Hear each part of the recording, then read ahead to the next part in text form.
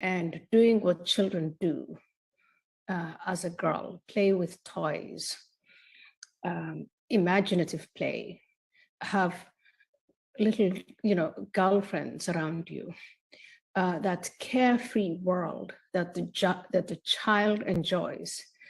A lot of that is missing for women in many parts of the Middle East and other developing countries.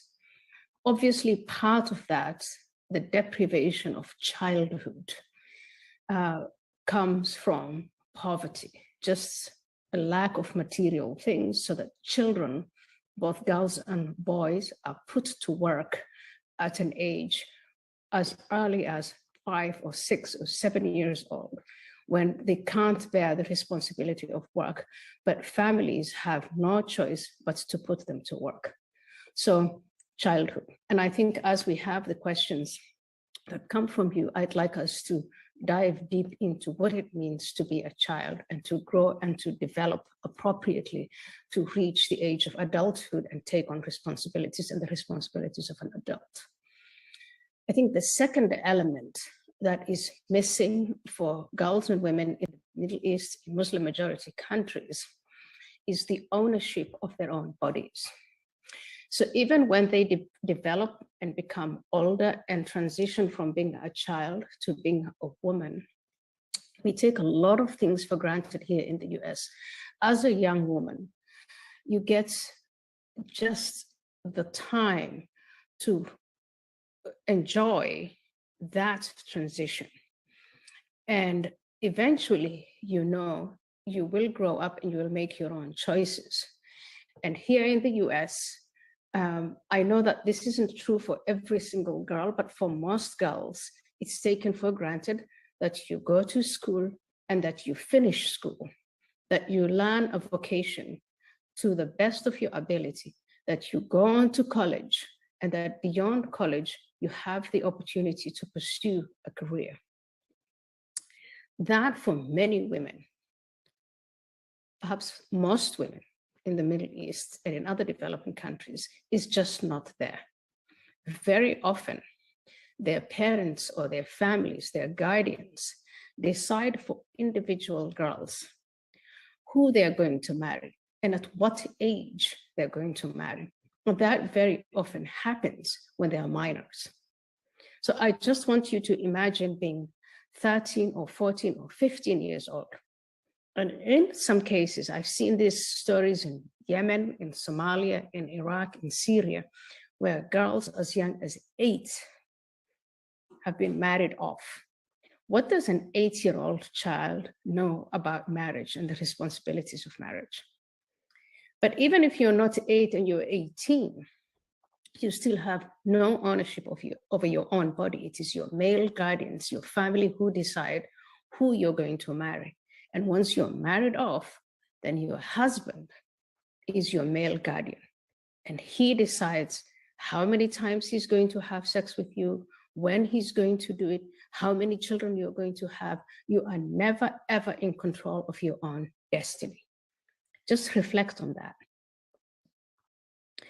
And then I think the third element that most women in the Middle East and in Africa that they yearn for is not only to have the freedom to be able to determine what their own destiny is and who they marry eventually, but when they get an opportunity to work or when their labor is exploited, very often they don't get to keep the fruits of their labor. So you will see in the Middle East women who organize themselves and who work very hard and who raise money, but they have no control over what to do with that money, what to do with the exploits of their labor.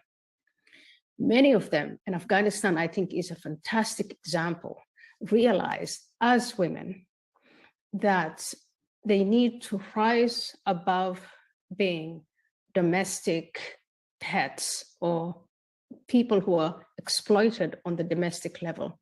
They organize for political activism. They learn as much as they can about how it works within the tribal setting, or how it works within these political settings, in a political environment, whether you are an elected official or whether you can get the consent of the population to hold office. And what we see over and over again in the Middle East and in other developing countries is that women who attempt to hold office are looked down with contempt. They're seen as dangerous. And over again, there are attempts to turn into law what custom is. And the custom is women should hold no office because God hasn't created them that way. It's against the nature of being a female to hold office, to hold those kinds of responsibilities. So very often what you see is the reaction to women in power. And that reaction is not only that the misogynistic men, not all men, but only those who really find it difficult to have women leaders, they organize and they claim that the breakdown of society and the chaos of society comes from putting women in leadership positions. So when they become leaders, they organize themselves to deprive women of these positions. You see all of this unfolding in Afghanistan. When the United States left after this dramatic withdrawal in August, what you see is that the Taliban have come into power. And what are the first things that they have done? Closed schools. Why do they close schools? They see women with an education as a threat to their society and to male society and to the ideology that the Taliban hold. They have kicked women out of office, the offices that they hold of responsibility, whether they're in parliament, whether they're in cabinet positions, whether they are mayors or in other types of local political positions. All these women have been kicked out and they have been shunned and put back at home. That is not just the case in Afghanistan. It is the case almost anywhere and almost everywhere. This back and forth where it is for so many men in these parts of the world completely alien and unacceptable to see women as leaders. They only see women as submissive, half human beasts of burden. Women are there to reproduce. They're there to have sex within the confines of marriage. And other than that, they have to put up and they have to shut up. And how this works out in society, and in these societies, you see it, because I think depriving women of their rights, banishing them from the public space, banishing them from leadership positions, banishing them from schools, the outcome of that is a society that's broken. When you force women into motherhood, they don't become good mothers. They may try to, but they can't because they're forced into the situation. When you force women into becoming wives, they don't become good wives because they're forced into that situation. They're put within the confines where all they can do is present their positions. And of course, there are very many women, millions of them, who heroically rise to the occasion and try to make the best of the situation that they've been put in. But still, women deprived of education, women deprived of freedom, women deprived of the fruits of their labor leads to broken societies. And if you rank the world's nation states, you will see that the societies that deprive women of, girls and women of their rights, those are the societies that are at the very bottom in terms of income, in terms of stability, in terms of security, and in terms of life expectancy, not only for girls and women, but also for boys and men. For you students here at Yale and in the US, in the United States of America, I want you to acknowledge that as girls and women, we do have problems in America. We have lots of challenges. But what you see in the Middle East, what you see in Muslim majority countries, what you see in developing countries is incomparable. The wisest advice I can give you, the best advice I can give you, is for you to truly understand this. You need to take time, a minimum of at least 6 months, and attempt to go and live in one of these countries where you have the laws, the traditions, the customs, and the values conspire to enforce misogyny at its worst. Once you've spent time in some of these countries and societies and within these households, you'll come back to America.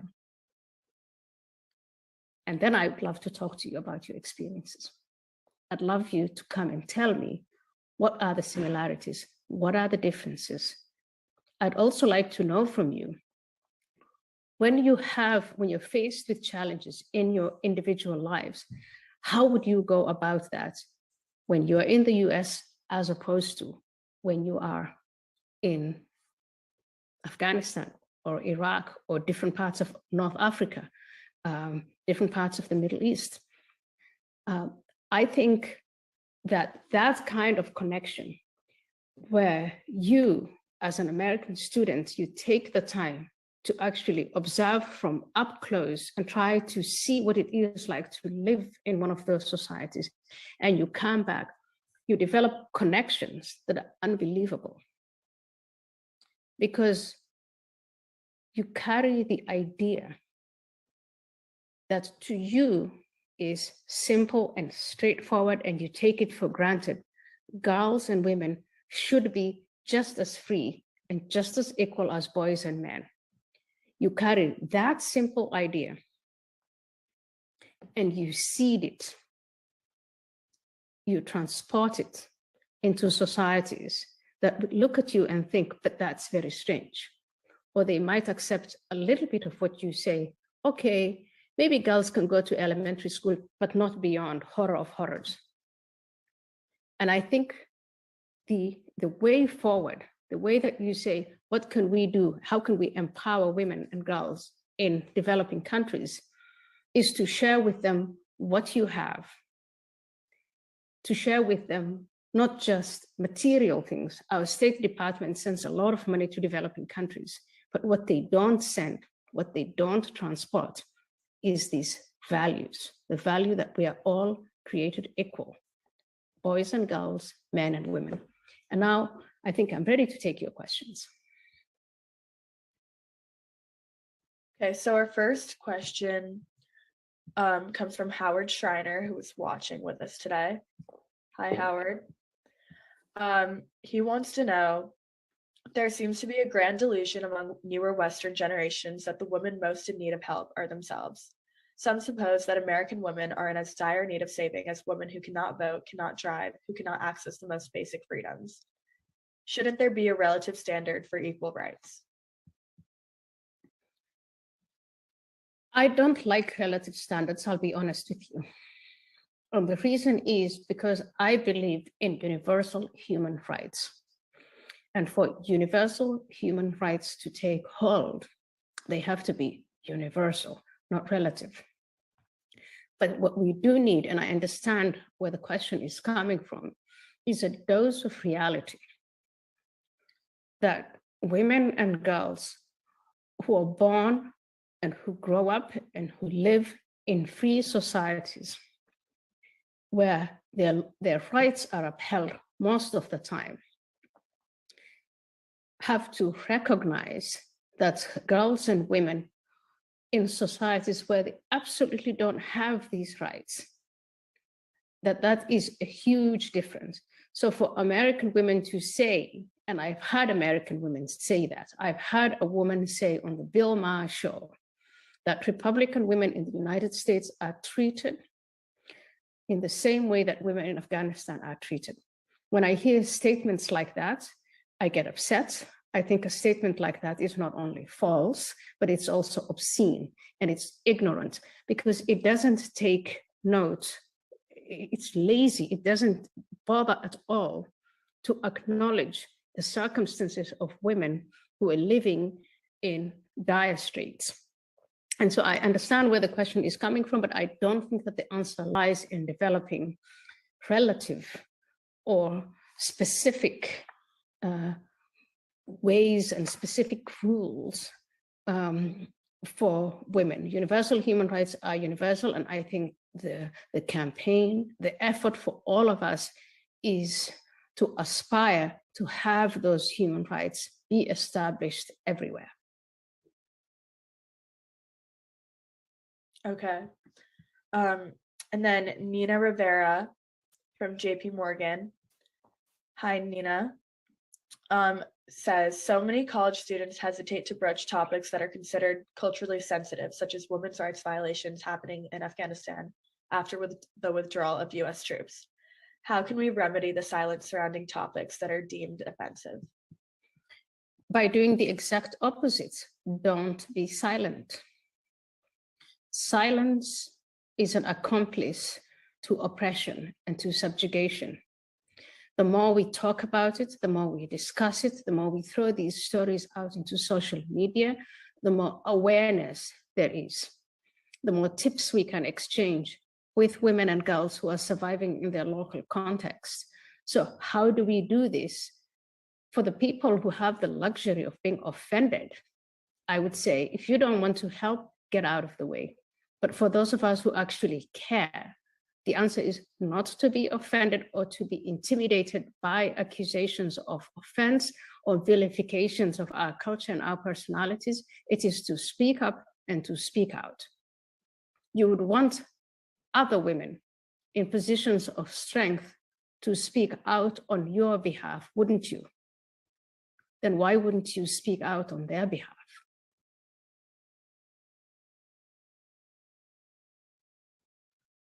Yeah. I think there's a general kind of ethos around college campuses that, you know, there's like this idea of cultural relativism that we should respect the norms in other places, especially when the West is said to be partially responsible for the conditions in these other places. And I think it kind of silences people from speaking because they think, well, who am I to dictate what the standard of human rights should be or how these places can be better when we ourselves are also flawed. But I think there's a flawed logic in that line of thought. It's flawed. Yep, it's completely flawed. It Completely. gives you permission to not hold yourself responsible. And you're not responsible. You as an individual in a good place, in a privileged position, you're not responsible for the deprivations of rights of other women. But because you're in a stronger position, you could become a part of the movement that is pushing for universal human rights. And I think for a lot of people, they're just too comfortable following their studies, doing what they need to do, and just saying, I want the world to leave me alone. I think it's understandable, but I think it is morally lazy to check out and to say, I think there was one Silicon Valley guy the other day who was in the news because he said he didn't care about the way the Chinese Communist Party was treating Uyghur people. That's one position to hold. If you don't care, then you don't care. But if you actually care, and I think most people do, then you use your creativity to see, first of all, to recognize that these women are deprived of their rights, but also to use your creativity in ways that you could help.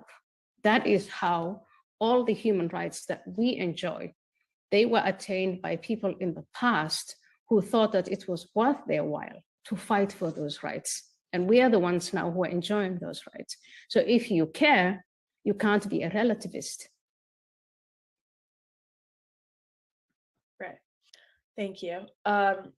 We're going to go to Mira, one of the panelists, to ask her questions. Hi, thank you so much for being here with us. I also definitely identify with a lot of what you've said. My family's from Pakistan and I have spent a lot of time there. One thing that I was curious about is, what do you think really is the cause of the state of women's rights in some of the societies you've identified? Is it Islam and the kind of values that that it teaches? And if so, given that it's so widespread politically and in terms of the religion that people follow all around the world, is it possible to kind of roll that back or create change on a global level? Mira, thank you very much. Thank you for that question, and congratulations to you as a woman of Pakistani origin. And look at what you've achieved and where you are. Congratulations to you for that. Congratulations also for caring.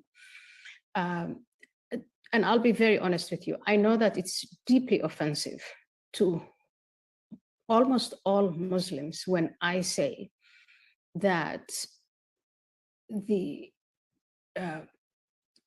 oppression of women and some very basic misogynistic rules and traditions are enshrined in Islam. I know that's deeply offensive to many Muslims, and I hate to offend, but I just can't look away from some of the rules and regulations that are enshrined in Sharia law, in Islamic law. That women have to cover themselves from head to toe, that they have to stay at home, that they have to have a male guardian, that they can't divorce. It's almost impossible to get a divorce as a female, whereas a male can say 3 times, I divorce thee, in front of 2 witnesses and he's off the hook. That a woman's testimony is worth only half of that of a man, that a sister inherits half what a brother inherits. I look at these things and I think, how can you look away from that? I think the mission then is not to be offended by these facts and to look away and stick your head in the sand, but it's to say, as Muslims, we are offended by the oppression of women. We are offended by the deprivation that these girls and women are faced with. We're then going to change the religion or change these aspects of the religion so that they're observant of human rights and that they're modernized and they're of this time. And the human beings are the ones who deserve respect. Have founded. Yes, and protection. In coalition with other Muslims. Ideologies do not. And you know what? We cannot let Islam just slide by. Absolutely. Let me stop that because we can actually go back. So Aliya, go ahead. What were you saying? Yeah, I was saying, we have done this forever, right? 1400 years of just looking away. Correct. We cannot look away anymore. Enough is enough. And as much as people want to, I mean, everybody gets offended, Absolutely. Yes. Nowadays.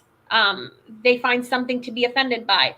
But, I wish Muslims as a community would, say that, yes, we're offended by the oppression that our religion, which is enforced by our religion, instead of getting offended.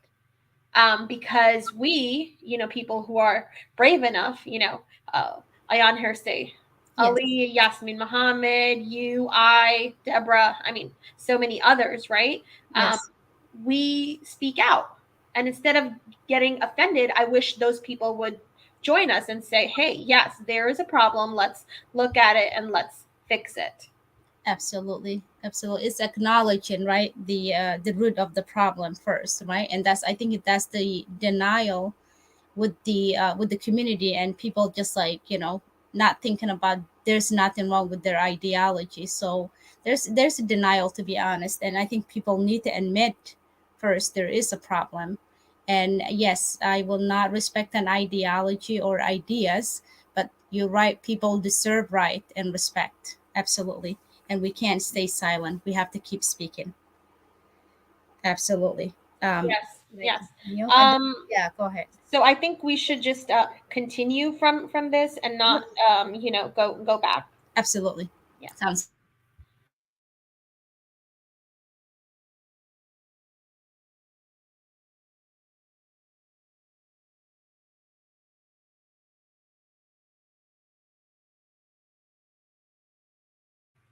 Can you hear it, Aliya? No, because you actually have it mute. Oh, I mute it? Yeah. Okay, hang on 1 second.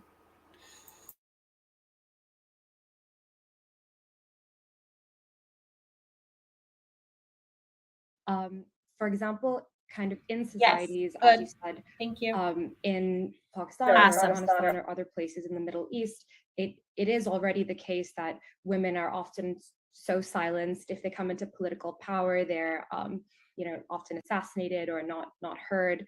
And so kind of within those communities, would you say that, does it have to come from individuals changing their perspective on Islam? Would it be foundations like yours coming in to speak to women, or how do you reach women that live in these communities?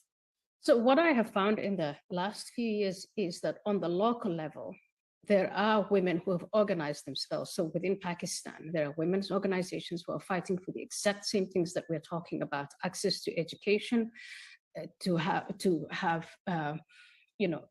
the dignity and the recognition that you own your own body and your own sexuality and your own destiny, that you get access to the labor market, and that when you work, that you keep the fruits of your labor. There are women active in the political and leadership scenes in Pakistan, in Afghanistan, even in Saudi Arabia and in Iran. These are recognized theocratic nation states that apply Sharia law. But even within those societies, there are women who are standing up, who are organizing, using means of social media, using everything that they have to try and change their societies from within. So for those of us on the outside, I think what we need to do is find these women's organizations and ally with them and help them to the best of our ability, help them in the ways that we can help them. And I think civic society, reaching out to civic society, is very often way more powerful than the government to government relationships. America is a very wealthy country. It's the richest country in the world. So when they give money to Afghan leaders, they just pocket the money. I don't know where it just disappears, doesn't it?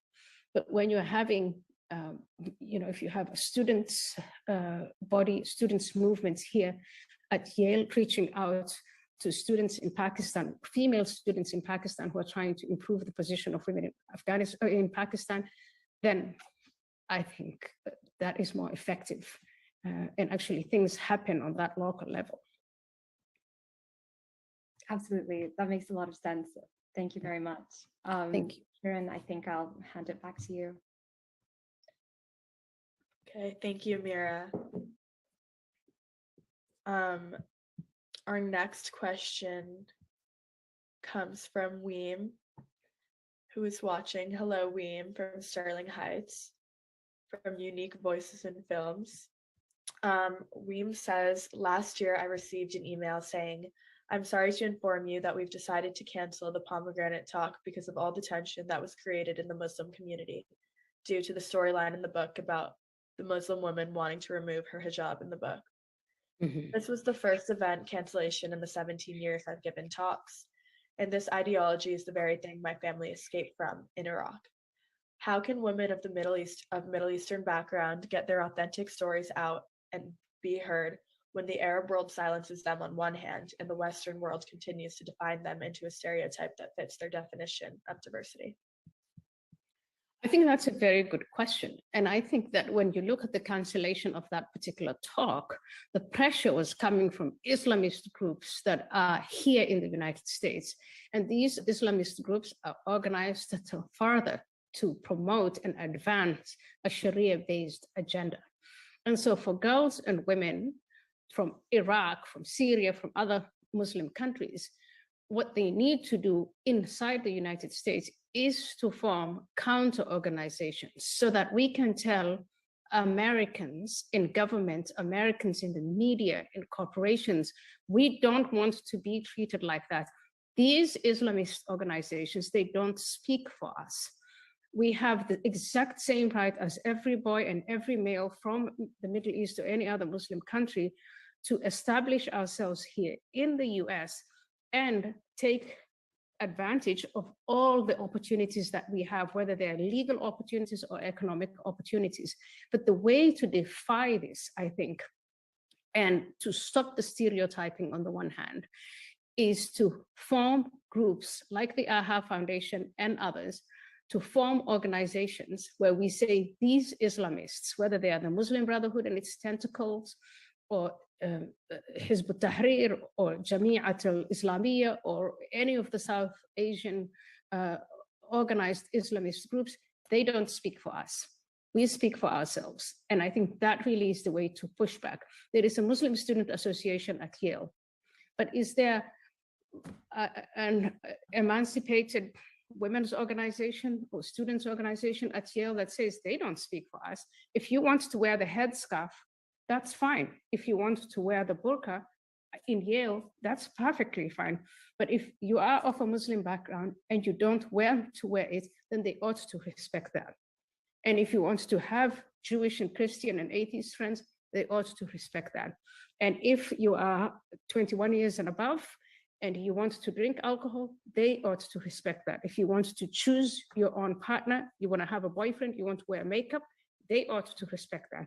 And I think what we're missing right now is an organized women's movement from these Muslim countries who are saying, these people don't speak for us, we speak for ourselves, and we want to enjoy these freedoms that every American woman has. Right. Do you think that there isn't that movement because it's being suppressed maybe in those places, or? I think it is in terms of leadership. You know, if when I go around and I see who is around the table, I see members of the Council of American Islamic Relations. And I know deep down that that organization doesn't speak for every Muslim woman here in the United States. But when you go to academic settings, when you go to political settings, you have these organized Islamist groups like the Council of American Islamic Relations. I mean, the umbrella group is the Muslim Brotherhood, and then they have all of these chapters and tentacles. And they're represented in media, they're represented in universities and colleges, they're even represented in high schools, they're represented in government. They're the ones sitting there talking to the local leaders and federal leaders, and they're the ones who are saying, this is what it is to be a Muslim, and this is what Muslim women want, and this is what Muslim men want. And I know that to be false. They can't and don't possibly speak for every Muslim, every person in the United States who identifies as Muslim. And related to that, a question from Professor Sanju Shin. Hi, Professor. She says, at the end, you seem to imply the saving way will start with women by letting them know the truth, equality of everybody. However, the cause is somewhere else. Why do you emphasize the change at the level of women? Is it because you think only with women that a change can take effect? Or like, why are the men less involved in all the changes we're talking about and addressing? Well, men are involved. And in fact, to be honest with you, I haven't done any of the work that I do with women without the collaboration of men. So I talk to a lot of Muslim men who are emancipated, enlightened, and who are not in the least threatened by women who are free and able and educated, and they love that. So we're not doing this without men, but we do need to get to a place where girls get to finish school, go to college, have their vocations, and are free, because those emancipated women, I think the kind of change that comes out of that is the most profound. I want to go back to that statement.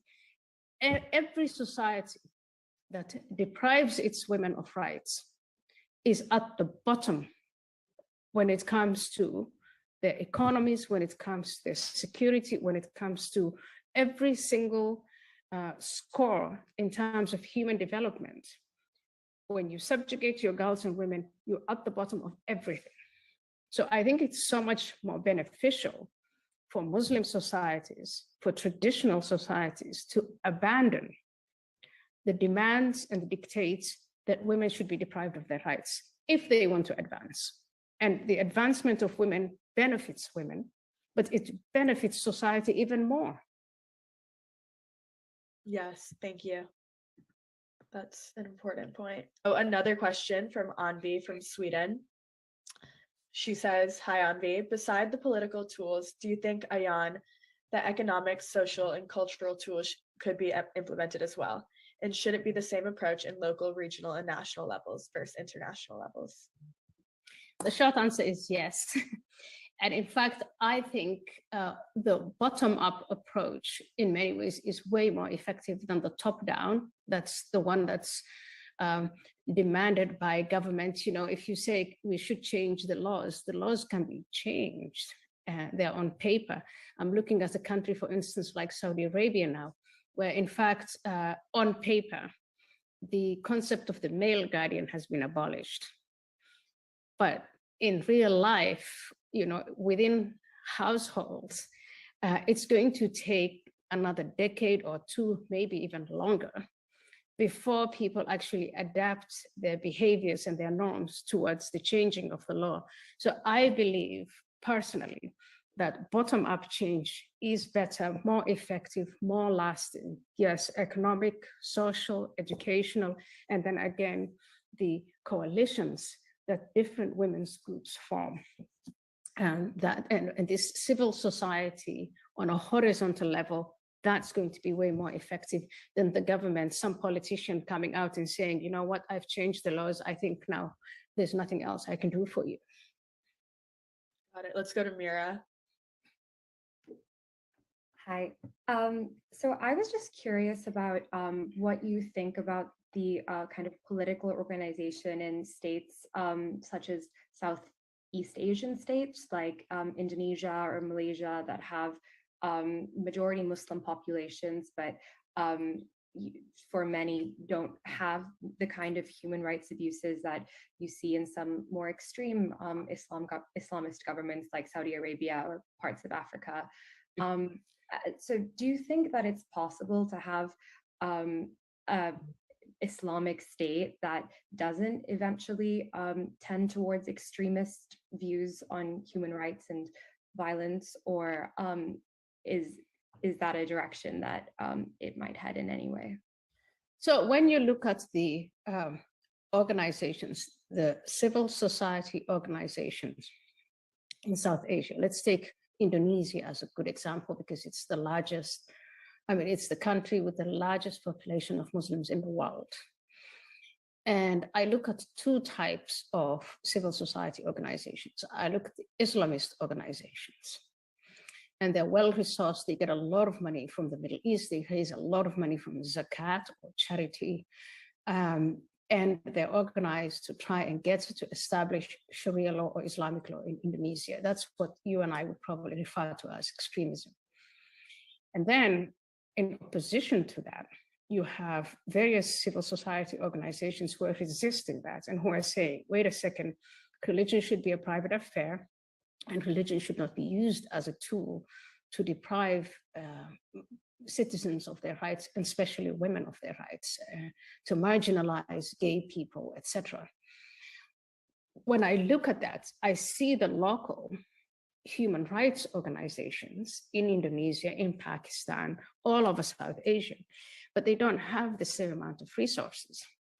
And so if we go back to that question of relativism, I think that if the United States and its government is really serious about human rights, then they should be funding and resourcing and empowering these bottom-up local organizations that are fighting for human rights as we understand them here in the US as a universal concept: freedom, equality, and so on. And also to address the issue of foreign money coming in from countries like Saudi Arabia and other Gulf countries, and being spent on Indonesian soil to actually undermine Indonesian society and turn them towards extremism.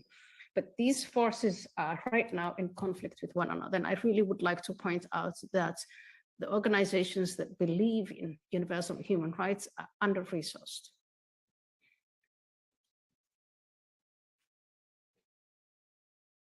Absolutely. Thank you so much. That makes a lot of sense. Thank you. And then another question from Professor Sanju Shin. Why do you think we have such resistance from Western liberal men? meaning much less help than we expected?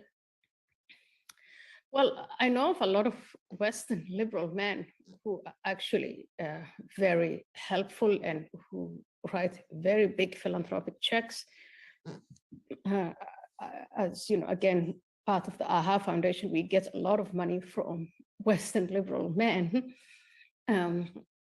But I think there is a discomfort, a genuine discomfort among Western white heterosexual men when it comes to engaging with women's rights, especially if those rights are women in foreign countries or they're immigrant women, because we have this constant pressure on them that they are privileged, that they're in positions of power, that the whole structure of the United States is just there to empower them and it deprives others of their power. So I think they're in a sort of no-win situation where if they try to advance human rights and women's rights, they are seen as imposing their morals and their traditions on others.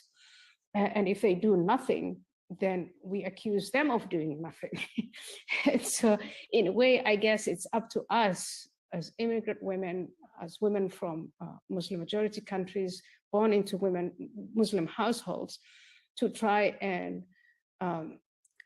get them to feel less inhibited about helping and do what is morally right and resist the organizations and the movements that want us to turn this society into a tribal society based on skin color and all sorts of other divisions that the woke are trying to get us into.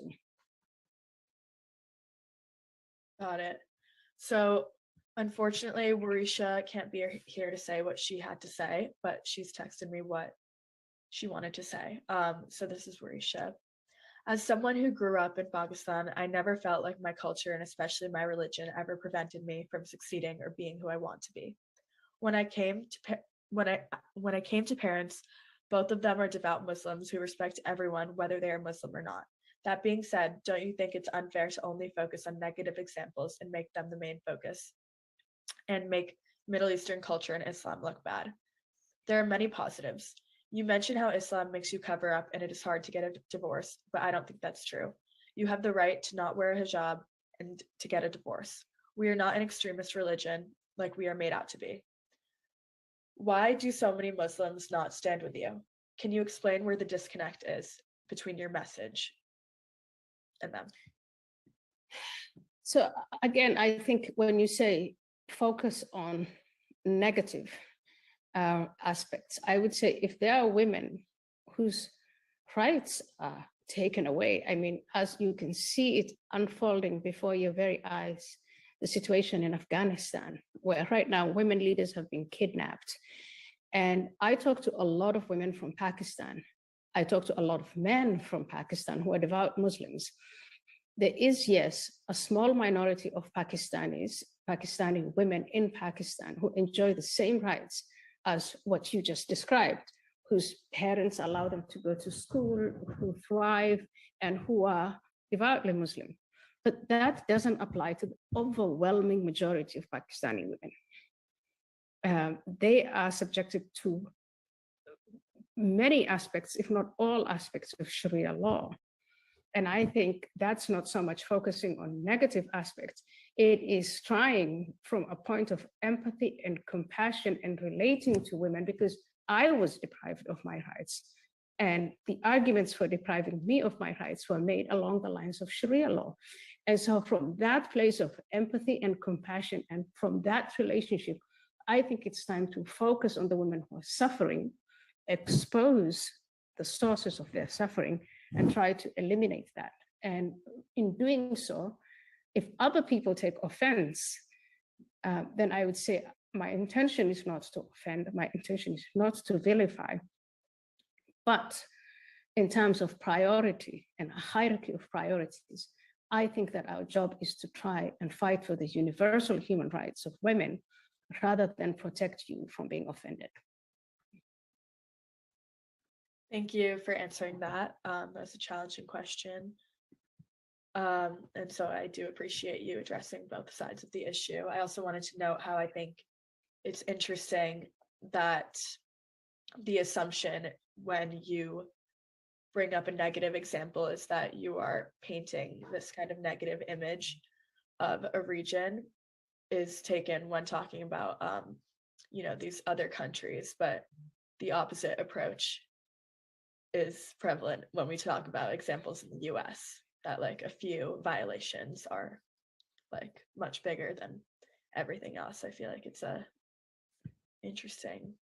It is interesting. And I think talking about issues, bringing things into the light, actually does lead to change, if I may say so. I think that 20 years ago, 30 or 40 years ago, talking about the plight of Saudi women was a no-go area. You would have, ambassadors and diplomats coming and saying, no, you're offending this, that, and the other. And right now, what you see going on in Saudi Arabia is a real serious attempt at trying to bring about change. And I think that's coming only because of those conversations, the persistent conversations, the local women who say they want to have their rights improved. The girls who've just been so fortunate enough as to have been sent to school and who have seen parts of the world and who go online and who say, I want what other women want. We want what free women want. And to without offending anyone, without trying to throw away the religion, to say, this is who we are and we have a right to this. And I think conversations, publications, freedom of speech, I think ultimately that's what gets real change to come about. Yeah. Okay. Thank you, Ayaan, for answering all those questions and being here with us. I'm sorry we couldn't get to everyone's questions today, but thank you all for coming and watching. I hope you learned a lot, and I hope you leave with more questions and continue to have these conversations in public and in private. And yes, thank you for being here. Thank you, Kiran, and thank you, Mira and Varisha and Kara. Thank you, George, Alex. Thank you very much. And thank you to all the students who joined. Aliya.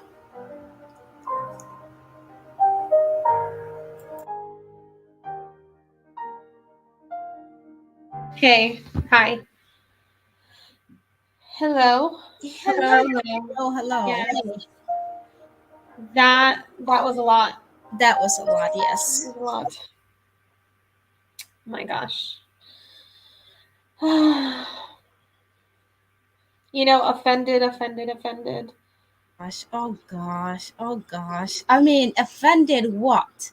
Are you gonna believe, like, seriously? Yeah. So you wanted little girls to be, mutilated and, child marriage and wife beaten, but you get offended when your freaking ideology is criticized or your culture?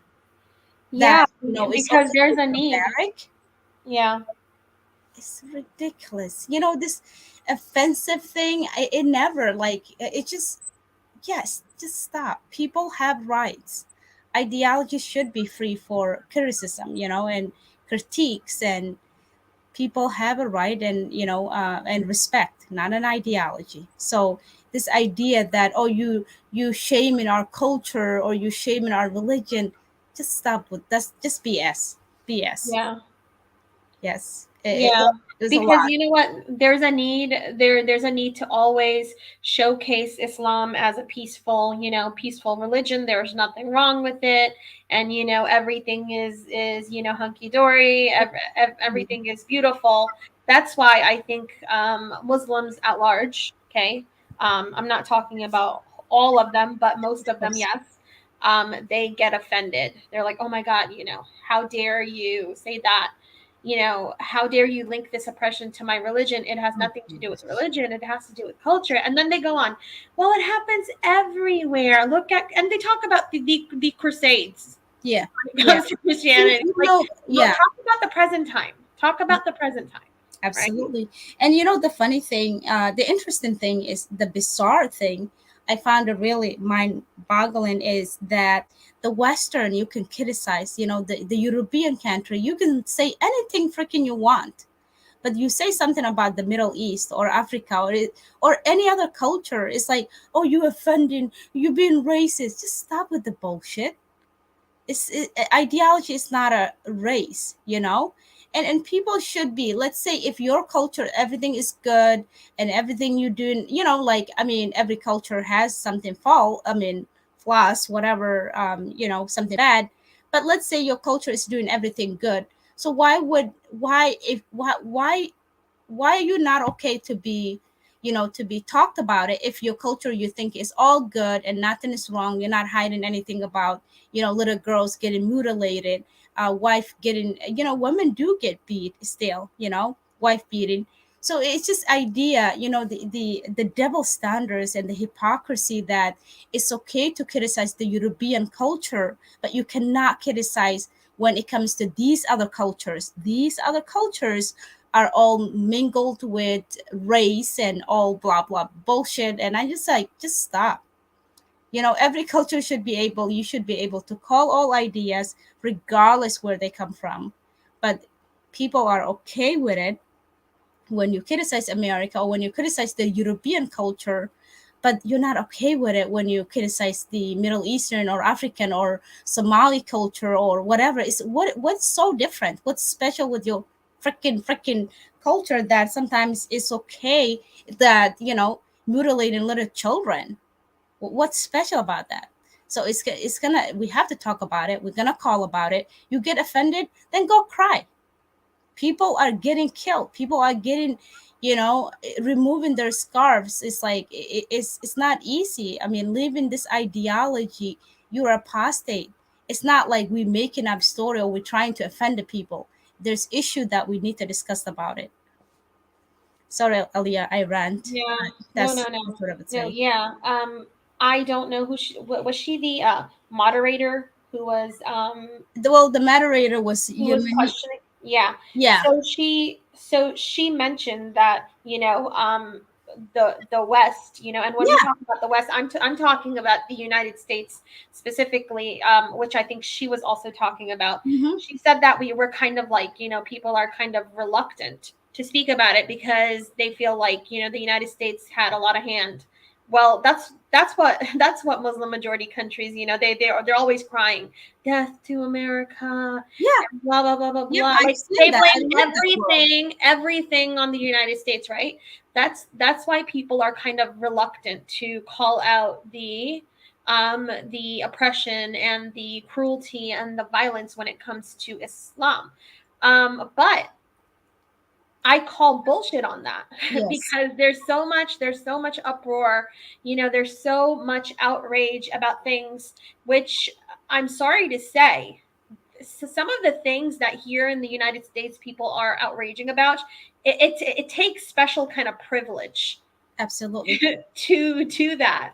I mean, what I'm talking Of about. course. Of course. Like, oh, they're crying because they want to wake up as someone else one day, and then the other day, I mean, within a few seconds, they want to wake up. I mean, they want to be called something else, and then they're crying because people don't get it. And Oh God. come on, there's so much going on in this world that is actually oppressive.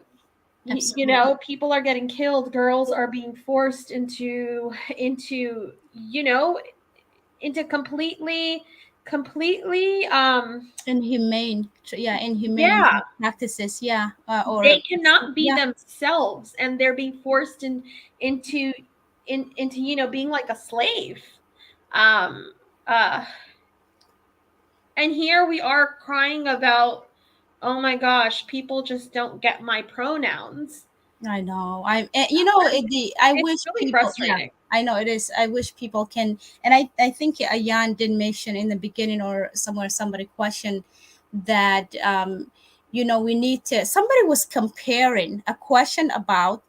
Oh my gosh! I was like, "Are you freaking serious?" So somebody was comparing about United States, the conservative, and the Middle Eastern women's. Did you catch that? I wrote something similar to the Christian women, um, similar to the I think it was Republican or something. Did you catch that? Did you pick that one up, Aliya? Yes. Oh my gosh. I was talking the whole time while I was on mute. Oh, sorry. Welcome, I whoever's was watching, talking the guys. whole time, and I was like, well, why does she keep saying, how about my me? name? But no, but no. What Okay. exactly did she say? No, it was about something comparison to the, I think it was like the conservative woman to the Middle Eastern, are similar women living in America similar to the Middle Eastern women. Yeah. She was saying that, yeah, and I've been pretty outraged about that when Yes. woke privileged liberal women, far right, I mean far left women were comparing Afghanistan to themselves here, in the West, specifically the United States. It was disgusting. They were coming out with hashtags that, Texas is, Texas Taliban. And I'm just kind of like, what? Gosh. Serious. These people are freaking. These people, I wish they can go. I mean, you guys, seriously. You compare in the United somebody who live. I'm not saying they're not, they don't have some hardship or life, struggle, but you comparing women who are afraid to remove their scarf and their rights are, not equal to the man they marry, or it's just disgusting. So ignorance. Such a bunch of false equivalencies. That one, I was like, wow. And it was pretty sickening for me, to see a lot of people who I know are, a lot of people in my personal life, and actually I have had to keep like a distance. It just got a little bit awkward because I walked away. So a lot of these people were completely silent when Biden made this stupid and irrational decision to just leave. They were completely silent about the Americans that were stuck there. I mean, all of our equipment, like everything. The people who helped us, their lives were in jeopardy as well. And these people did not say a single word. No, nothing. Didn't post anything. Didn't say anything. And then as soon as, I am a person who is both pro-life and pro-choice. But as soon as that Texas situation happened with the abortion, they started coming out with the Texas Taliban, all of these, and they started sharing like stupid cartoons where there were Muslim women from Afghanistan covered, wearing their burqas, the ninja costumes, and then there were these Western, women, and they were like, we are right here with you. Like they were trying to kind of, say, oh my gosh, we're going through the same thing, which is bullshit. Absolutely. Yeah, the ignorance. I don't know if these people are, cowardness. I would say very coward, very ignorant and coward. These people, when you tell them, hey, I am a survivor, and I escaped from this, shit show or whatever you call it, this, these, I've survived this thing. These are the people who are going to say, oh, well, it's their culture. These people, I'm just like, what's wrong with you? It's a shitty culture, and we need to call it out. And these are the people who excuses these horrific, practices happening to little children or women or or children, and it's just cowardness. I can't stand up, but I just can't stand these people. Just fake, you freaking fake. If you really care about human rights, why are you not calling it out when it's happening this side and you call it culture? Oh, it's their culture. We don't want to talk about it's a multicultural, whatever freaking that thing you call it, that word I don't like, that silence people to speak and tell their story. And it's just crazy, Aliya, because I went to university with these people, and I was told these, this is your culture, it's our culture. And I'm like, it's a shitty culture and we need to call it out. And I'm going to keep calling this shitty culture. And you call me whatever you like, call us whatever you like, but we need to speak up. That's why we can't stay silent. And these people are very ignorant. They have no idea, what goes the shit we came from. We know this. We're not saying everybody, you know, do treat their children, but there's a lot of abuses that take places and is being covered because you can't talk about it because it's very sensitive, or it's like a cultural whatever. It goes under the whatever their umbrella, whatever they subscribe, and I just call them, these are you guys are the problem. Just go sit down, stop speaking for, I will speak for myself, and these women also will speak for themselves. We just need to stop silencing them. We need to stop telling them, oh, it's their culture, it's your culture. We need to stop that notion. Oh my gosh, yes, yes, Yeah. yes. And see, the problem also is that these far left woke people are in bed with Islamists, Mm-hmm. as they are in bed with these Islamist organizations. When we take a look at CARE and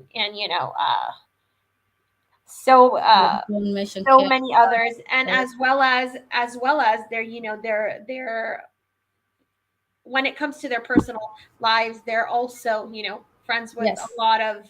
a lot of people from the Muslim community. So And they're afraid to offend them and they're because they're afraid gonna, to offend offend them. them. Oh my They're very gosh. afraid. So they're gonna bleed. Like if you say But then, something about but then they're not afraid to offend, other people and their own families and stuff. Like, and I'm specifically talking about white woke American, people. yes, No, white woke people, because I've been in, I was part of certainly. those circles, and I've seen them say, even if it's your family, hold them accountable, Discuss. and blah, blah, blah, blah, blah. And here they are, and they're being very selective, and they're, turning a blind eye to everything else that does not involve, whiteness, white supremacy, slavery, and I'm talking about the African American slavery. Yeah, the black Right. man. Yeah. Yeah. If Yes. and Let's review. and Actually, I Christianity. have a video we can review, and I have so much to say Yeah. because they don't want to talk about the reality. If you want to talk about history and what happened, let's talk about all of it. Otherwise, stop teaching just one propaganda, your own like your one narrative. And then if you bring something else or other sources, because slavery, I mean, it's horrible, but it was involved all over the world, and let's talk about it. And they don't want to talk about current things, Nope. what's happening. They don't want to discuss about the fact elephant in the room about this issue. And it's just no, I have a video and we're going to review that, we're going to react to it. So I have a note for where she said Ayaan was talking about, or somebody asked a question about, because I went to university and I seen this also, student Muslim association. They have a, they are out there, right? And maybe it is time for, even though I don't think we're gonna survive, but I don't think individual who left Islam are actually open at the university because you can't talk about it. Even the university in the United States, if you said I left Islam and there's an issue, you get like, no, you Islamophobe. You get all that BS. So it's time for more people to speak about this issue. Yeah. It's about time. And when people see women like you and I, Yes. and especially from the United States, especially who are patriots and who love this country, and also they are of Muslim heritage and they're ex-Muslims, and they're very we openly talk about uh all of this, and the woke here don't know what to really do with us, because we, you know, we crush all their false narratives. Yep. And we don't feed into that, you know, into that mentality of, oh, you know, our country is, you know, oppressing us, white people are oppressing us, and no, we can, no, because it was our own, it was Muslims themselves who were my oppressors. It was people of color themselves who were my oppressors. Yes, yes. And if you say that, you are like, no, we don't want to talk about it. Yeah, You know? we don't want to talk about it. We just want to hear the story where you've been oppressed by a white person. And it's so weird that, you know, all people of color will like cheer for that, whether especially the white woke person. They'll be like, oh yes, let's, you know, like this is about this is about whiteness, this is about white supremacy. And then we have the Black Americans who are like, see, I told you, we are being oppressed, and blah blah blah. And then we have people, you know, like the other people of color who also came here and they benefited in every single freaking way. You know, they're also like, yeah, let's jump on this train because there's so many benefits, we get all the passes. Yes, absolutely. And we should talk about that. That would be when we review the video, you know, that video I have by, you know, Thomas Sowell. And the thing is, even like Black Americans from here, when, you know, they said like we have a different story, these people with I'm talking about the mainstream media narrative, that, you know, division, you're always divided, it's all about race crap. I call it race crap. But then when you said, hey, I'm being oppressed, my own people, are you going to do something about it? Like, oh, no, we don't want to talk about that. It's very similar. It's very similar to Sahara with like BLM, that, oh, yeah, of course, let's pick and choose. And the people who they choose, they're like criminals, okay? Yeah. Yes. And most of the time it's their own fault that they did not comply, right? Yeah. Because the police have a tough job. They are there to provide safety for all of us, whether you're white, black, blue, brown, pink, whatever it is. So it's similar with BLM, who don't focus on, you know, the black on black shootings, which is the main problem, you know, and then they go and pick and choose, oh, you know, this Black American died because the police shot. Oh yeah. Oh, but he was just getting out, you know, just a knife, you know, and he was just running after the police guy. But, you know, how dare he got shot at? I mean, it's just ridiculous. It's crazy. You know, since we're talking, maybe we might as well show this video, even though I was going to show. Would you like to show Anni, Cyrus, or would you like to just one song? Or this, since we kind of talking about now woke and left, yeah, let me see. This video Go ahead. Is even though I was going to save it for a different time because we got to do space for a little bit. Yeah, we guys, so, whoever is watching us here, please jump on Twitter because we'll be doing a Silenced Voices in Islam space next. Yes, so let's just do Anni, Cyrus, and why are we raising, and why are we raising this issue? Why are we making awareness? Let's just do Anni, Cyrus, and then we're going to talk about you know, a little bit review, and then we'll end it here, and then we can continue that topic about, you know, the hypocrisy and the double standards with these unbelievable people, you know. So let's see, let me find the video. I'm going to share it. Absolutely. I'm going to mute myself, but because I'm going to talk to myself. Let's see. Okay, here we go. Okay, I think it was Annie. So all right, let's see, Survivor, and I have to get it. And you see it, so let me see. Do you see it okay, or do you want me to adjust it? No, okay, it's fine. Okay, so let me just play. Where is it? Not that one. Let's see. I'm gonna just exit Ayaan's. She's done, so please have so much tab open here. Okay, it's this one. So we have to. Okay. Please go to jamieglazov.com, and also don't forget to subscribe to our YouTube channel. Can you hear it, Aliya? Yes. Okay, Yeah. you can hear it. Okay, and you can see it perfectly, correct? Yeah. Okay, perfect. All your support is greatly appreciated.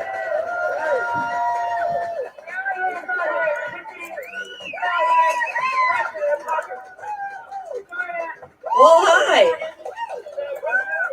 Okay, before I get us started, I gotta say this. Will Johnson and Gabriel, thank you so much for being such racist that you invited a brown Iranian Middle Eastern immigrant with a thick accent up here. I love this With movie. that being said, my name is Ayaan Cyrus, and I was born and raised in the Islamic Republic of Iran, and I am an ex-Muslim. Also, a former tribe bride. Under Islam, I was raised to become a full adult woman at age 9. Reason for that was because in Quran chapter 33 verse 21 says, Muhammad the prophet is a perfect example of a man, and you shall follow his footsteps. What did Muhammad do? Marry Aisha at age 6, consummated the marriage at 9. Therefore, I was called an adult woman at age 9. Moving forward, I managed to get myself arrested over 12 times, lashed over 109 times, and raped over I don't know how many times because I was an adult woman responsible for my actions. My crimes were such as wearing nail polish, showing my hair accidentally, going to parties when boys and girls were together. My words were never taken in court because I was half of a man.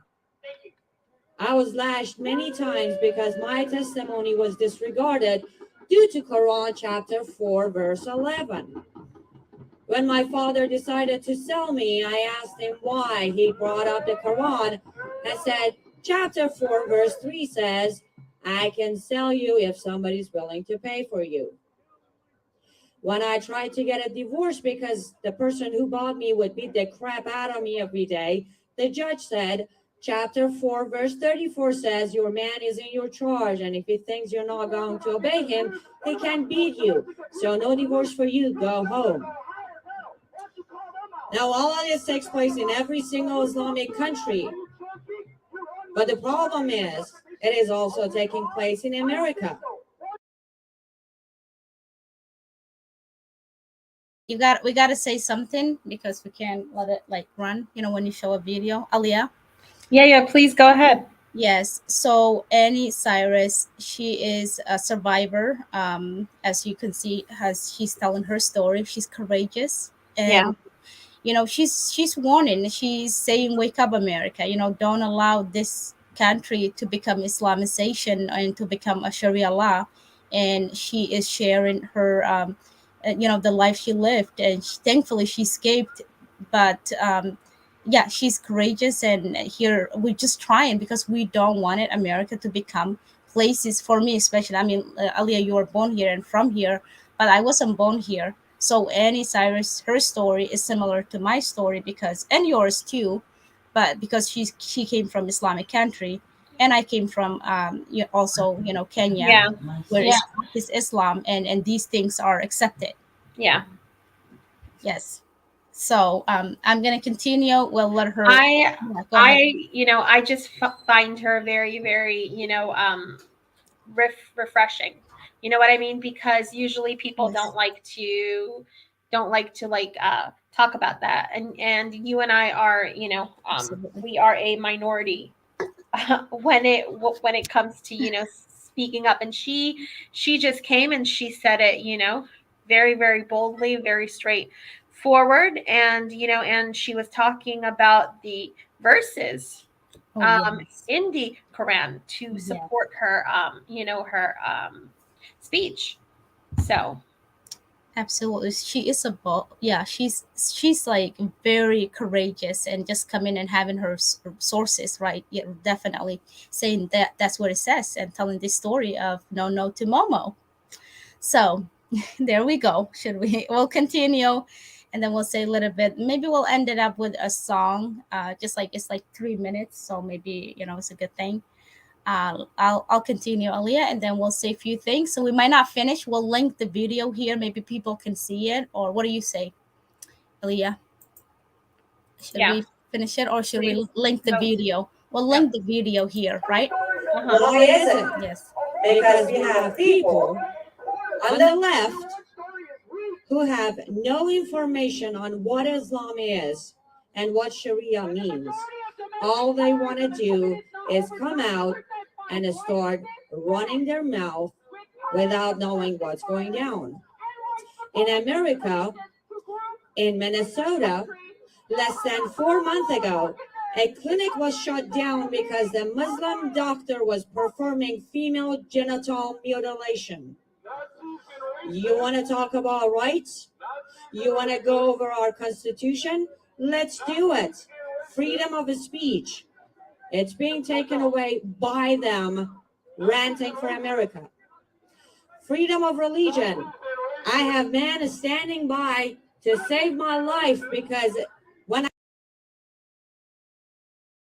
We gotta say something every couple minutes, just in case. Yeah. She's right. Freedom.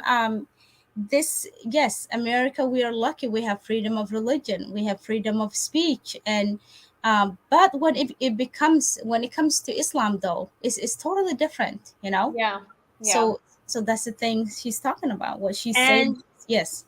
Do you remember we were in a Twitter space this one time and people just couldn't understand, or rather they didn't want to understand us. Absolutely. And they were like, well, what are you talking about? Doesn't the US give you your rights, or who doesn't give you your rights, blah blah blah.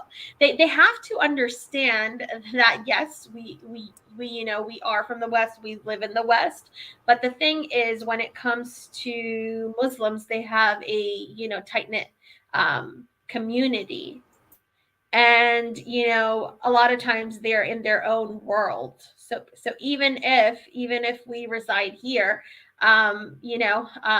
for most of us, the Muslim communities, the mosque, and even our homes, they become the Islamic State. Absolutely, Aliya, definitely. And that's why we speak, because when you're in the community, you can't speak because everybody's like, oh no, this is taboo to talk about it. So even people who leave like this ideology and just free themselves, like as Aliya and I left this ideology, we removed our hijab.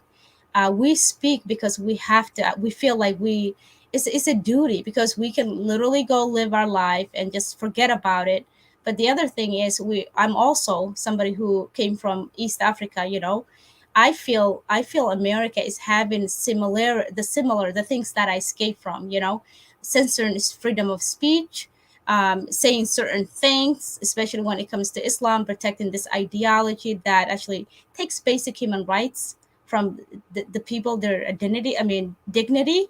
So we speak, because we have to, because it's just we have to. We just the freedom and the empowerment that comes with when you free from yourself from this ideology and hijab.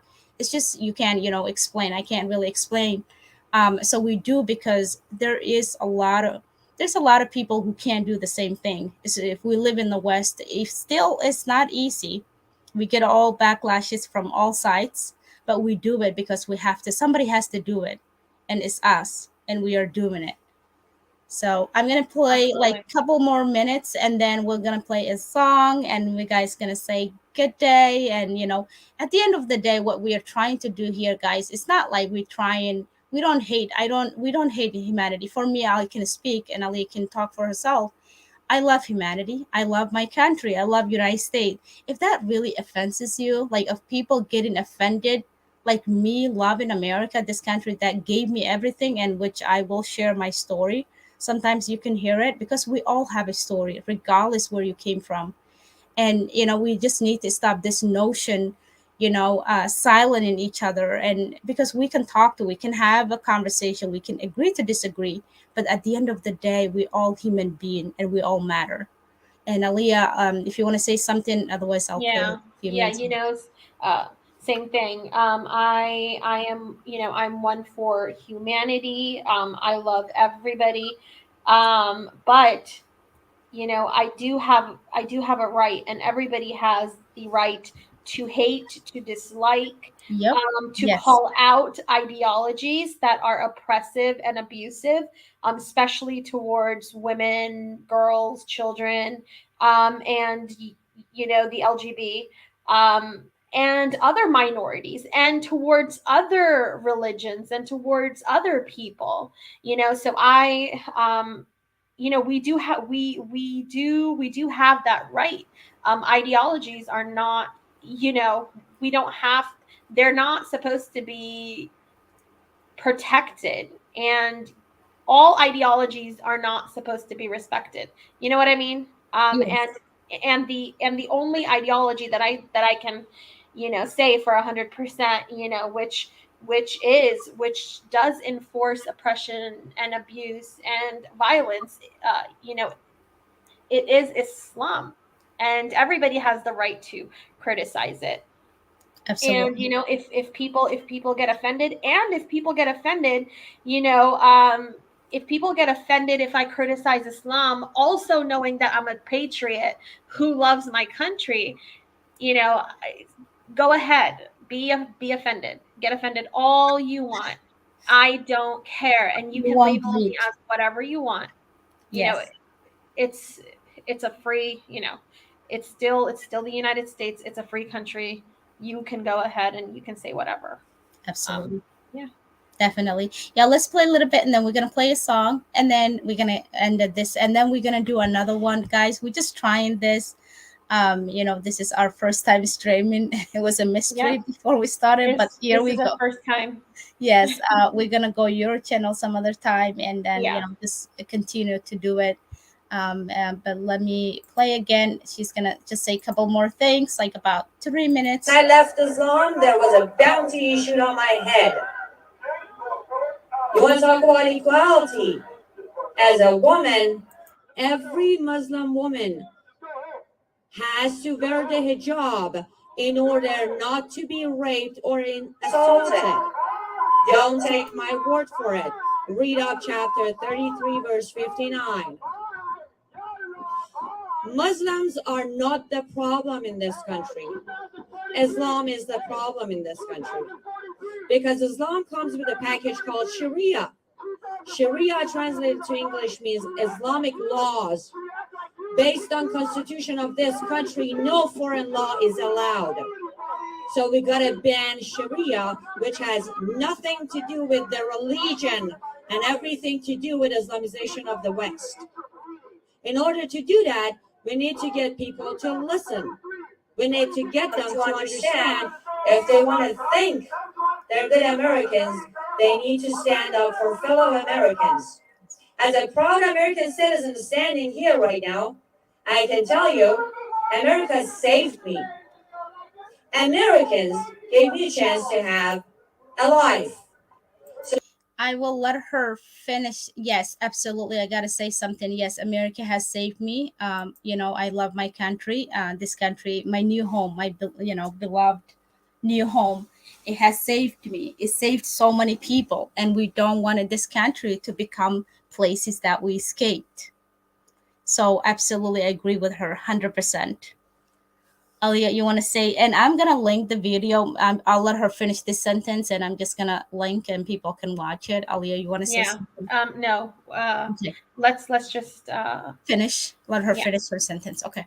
Let's continue. Thank you. So not only they're not racist, not only this country is when I came, wasn't down, thanks to 8 years of corruption, we are going down, and that's why we need to make it great again. And here's the thing, the only way we make America great is by banning Sharia. Now, you want to be a Muslim? Be my guest. You want to follow Sharia? You can't be my guest. Because under Sharia, all of your little girls will turn into adults at age 9. All of your girls could possibly be mutilated. All of your girls could be molested starting 2 hours after birth. And all of your next generation will be nothing but slaves. Female will be sex slave. The male will be slaves to Allah because they will turn into Allah's soldier. That's true, and people can read about it. I'm not, Aliya, I'm just gonna stop. You know, we're gonna link, Aliya. We're gonna link the video. Yes. And yes, it's absolutely, you read, go read about Islam, and you have seen us, speak up. And yes, you'll, and I encourage everybody to read Annie Cyrus' story. She's a brave, courageous woman. And She is yes. amazing, and it's actually surprising because I have not heard of her. So Really? I feel like a lot of, yeah, because she's not. I haven't Oh, seen yes. I haven't seen a lot of stuff from her on like social media. Like a lot of people, I guess people are reluctant to share it or Yep. something because I just went on. I found her on Twitter right now, and I also see that she's also a child. She was a child bride, but she's nowhere when it comes to the activism, of to ending child marriage. I think if you read her website, Yeah. she is, yeah, absolutely. I have been following. I've actually, before I even connected with the, Yasmin, and I was following her, and listening to her, what she has to say. Yeah, she's a survivor, and we need to listen to stories like this. Of course, the mainstream media won't show you, because we don't subscribe the narrative. We don't fit the narrative that it wants you to be a victim, um, you know, for their description, whatever that description is.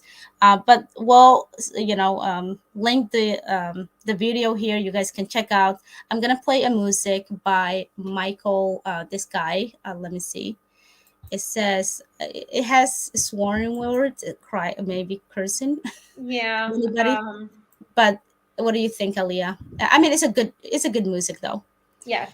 Okay, let me. Yes, You go can ahead. play this video. And I don't think we have issues with YouTube yet for your channel. That's going to come in later Oh, when they're gosh. going to put strikes, and they're going to be like, "Oh, your channel is monetized, and Oh, because you shared this and it has, foul language, we're going to put strikes on it." Yeah. oh So, gosh, but hopefully. for right now, you're good. Okay, so I'm gonna move because I have the commercial, so I'll be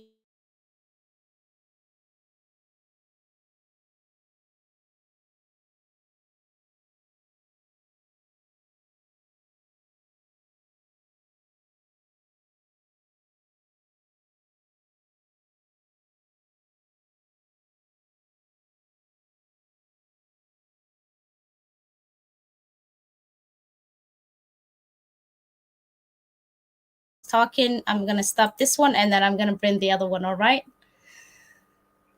So here we go. All right. Okay. It's called "The World Is This Blank Blank." Just macaroni no to Momo, as our swearing.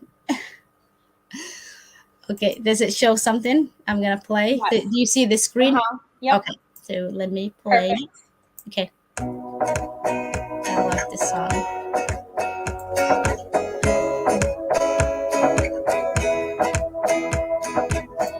Let me tell you about the situation going on up inside my head today.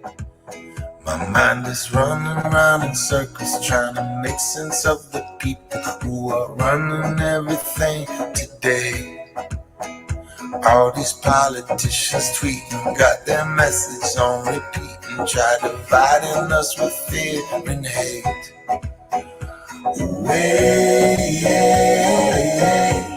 I wish I could find a better way to say this. This world is so fucked up, but I ain't never giving up on it. Okay, we gotta say something because when you when you show in a video, you have to say every couple minutes or something.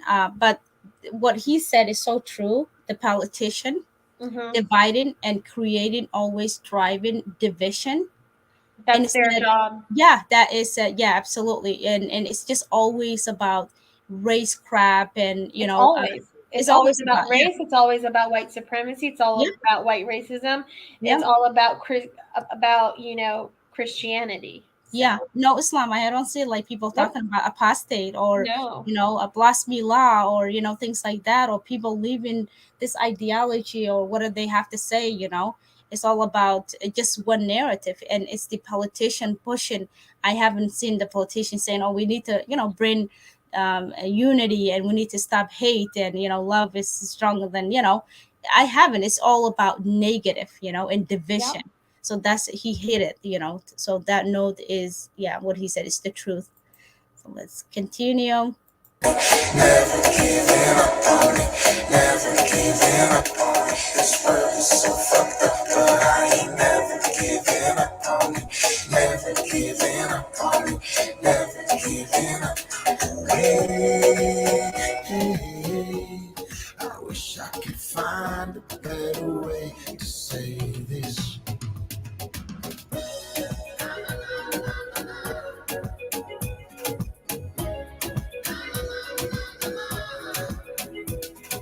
We ain't asking for money, we just wanna make change. We do it for all of the people who need it, cause they got a voice and a name. I can't believe how we living today. I got this anger and sadness and pain. They can build walls, but we can build bridges, and we can be part of the change. I wish I could find a better way to say this. I wish I could find a better way to say this. This world is so fucked up, but I...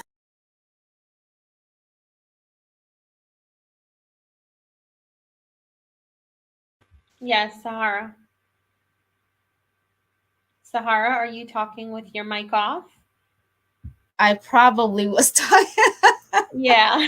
Just like you did earlier. I'm so sorry. No, I was just saying that, we're not going to give up humanity, and we just need to keep speaking. I think, change also is within us, right? We have to change ourselves. We have to be a better, and we have to be for the better being, and we can help change somebody, or we can, change the world or make a difference, impact. So absolutely. absolutely. So do you think on this note we should finish up? Yep. Yes, I think we now should we're gonna end go it up. off Yes. to space. Yes, so we'll end it up. Thank you guys, whoever was watching. This was a good really streaming. We did an hour and 30 minutes, Aliya. Can you imagine? That's a long time. Yes, and we're gonna this is only trial today, but we will definitely do a stream where we show our faces too. I mean, you can see our pictures there. And absolutely talk about but some what do you our spaces, the interviews we do, but we'll talk about that more. But thank you for joining us. I'm Sahara the Free. Thank you guys so much. I was more than happy to be here with Sahara the Free here, and I will see you guys next time. Maybe we will do something on my channel. But yes, we'll be heading off to our Twitter space. You can find us at Twitter, Sahara. Can you put our Twitter handles in the description box? So people can find us. Okay. Oh yes, I can do it now or later. Now? Share something. I don't know. I mean, I could. Yes, in the comments later. Yes, no, I actually can do it. Yes, I can do. Okay. So you want your Twitter and my Twitter? Yeah. Okay. So Aliya. So at Aliya Descents. Yep. And so I'm at Sahara. Yeah. Yep, Sahara is here. Please do follow us there and join us because we do host. So Sahara and we host a Twitter space called Silenced Voices in Islam. For right now, it's only a Twitter space, but we are planning to do much more with it later. So please do join us there, and we're going to have a Twitter space talk right after this. Yes, and Aliya, I'm just getting yours, and I'm gonna just sure. Where are you? Oh, I tweeted you earlier. Okay, here you are. I'm just gonna take your handle, Twitter handle, and then I'm just gonna post it. I did post mine. And guys, bear with us because we are learning this. I'm like, I have no idea what I'm doing, but we're learning. We are learning through this, and you know, sooner or later we're gonna be pros at it. Yes, absolutely. Everything is a learning, you know, from the beginning. Just be here with us, you know, through this whole process. Yes, and you know, we always say, Aliya, no to Momo. No to Momo. This is something that we say, and I think we're gonna have to get, you know, trademarked for this. You know, absolutely. This is our slogan or line, whatever it is that you want to call it. No to Momo. And it's okay. We'll speak out. You know, it's okay to criticize, to talk about ideas. Absolutely. People have rights, and it's okay if you want to keep ideas or ideology, but it should be free for criticism. Even my ideas, you should be able to criticize without we don't have to attack the person. You know. And thank you guys. Stay peace and love, and you know, I wish you all, you know, let's spread kindness as well as we speak the truth. Right, Aliya? Absolutely. Yes. Take care, guys. See you guys later. Bye. Yeah. Bye, Aliya. Thank you for being here, Aliya, with me. Yes. Thank you. Talk to you later. Bye. Bye. Take care, you guys.